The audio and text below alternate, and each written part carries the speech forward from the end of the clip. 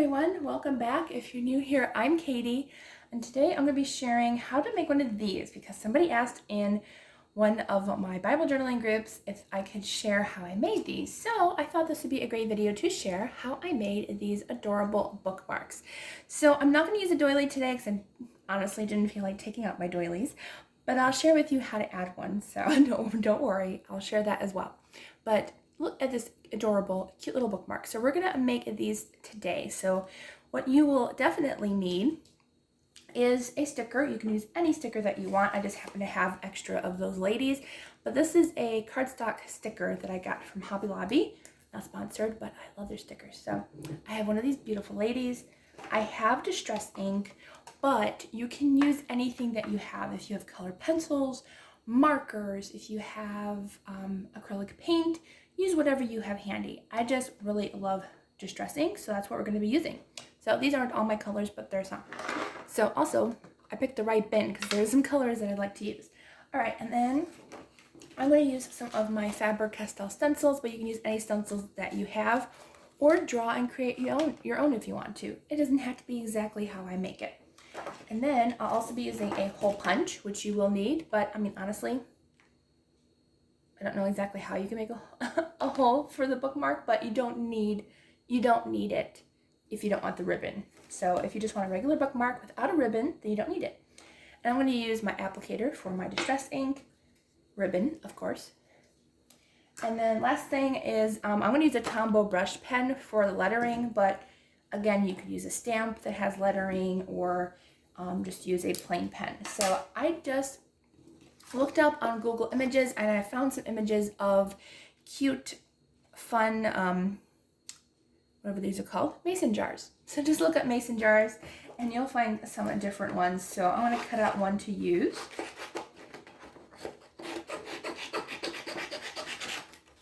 So since I've already made quite a few of this style, I think I've made at least two so far. I'm going to go ahead and use the other style for this one. So most of the ladies use the one with the tag when we created it at church the other day. So, but I want to use this one. So what I like to do when I cut out images, I like to leave a white border. You don't have to if you don't want to, but I just like to leave a white border because it makes it look a little bit neater and you don't have to worry about cutting like super close and trying to cut specifically. I do sometimes fussy cut, but not when it comes to these mason jars. I just like to have fun and cut them out. I just like to follow the shape of the jar just so it gets that initial mason jar look. But other than that, I just cut it out around the white because once you cut it out, you know, if you have like a thicker side or something, you really can't tell when you cut it. All right, so I'm going to zoom in really quick. There you go. All right, so here is our cutout and here is my applicator. So my lady is a pretty green blue and she's got some brown. So I think mostly I'm going to be using, she also has kind of this like, not really a mustard yellow, but it's kind of like a yellowy green color. So I'm actually going to be using, let's see, I'm going to be using a brown and maybe the darkest brown that I have. So I'll be using ground espresso. And I think I'll also be using some of my pretty light green here.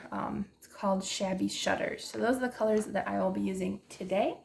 So I'm going to go ahead and do the colors, I guess. So I think what I'm going to do is I'm going to go ahead and color all the jar completely with the shabby color and with this green, because that way I can go ahead and, oh, I did forget to probably clean my brush. That would have been a good idea because I don't think I cleaned my brush after church. Oh, looks like I did. Okay. I didn't think I did, but unless somebody used my color and didn't clean the brush, but that's okay. Okay, so we'll get a little bit of this green color. It is definitely a different green, so it will be a lot lighter compared to a lot of other colors. I'm also going to put paper underneath because obviously you have to protect your workspace, right?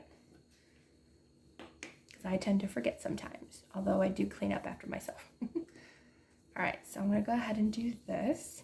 And I'm not going to color the entire inside of the jar. You can if you want to, but I kind of like to just do the outside of the jar, like along the outer edges and along the bottom. So, and I like to do the top. I don't know if I'll do the ribbon in a different color. I might, but I think I'm just going to keep it the same kind of muted green. I like this muted green. It's kind of pretty. So I'm just going to do a little bit on the top here. There we go. All right, and I'm going to just do a little bit more in the corner here. All right, so I really actually like these applicators. I'll try to link down everything that I can down below that I use, but this is my favorite applicator so far. I've used the ones from Tim Holtz, and honestly, they just create those like ridiculous like circular things, especially if you're not super great at applicating like I am. I'm very impatient, so I like to add my color pretty quickly, and I think that's my problem. So, but okay, so I have my green down. It's kind of like a really pretty moss green, which I actually really love. Okay, so I'm gonna go ahead and cap that. A couple of my colors are in the wrong bin, but that's okay. All right, so I'm gonna just take off the color. All right, and you can even use this as like scrap paper and use it for something else as well. All right, let's see what I want to use for this. I think I'm going to use the circles because I kind of think the circles will look good with her. Also the honeycomb might look good with her. I think I'll use the honeycomb actually. So I'm going to use the small set of honeycomb because this is a very small jar. So I'm just going to lay it down there, uncap my ground espresso color. I don't know why I say espresso. It is espresso. I didn't know why I said that well. All right, and then I'm going to go ahead and go in here. I thought this was a lot darker than I thought in color. Oh, it is if you get more color, but I think I might just stick with a fairly light color to it.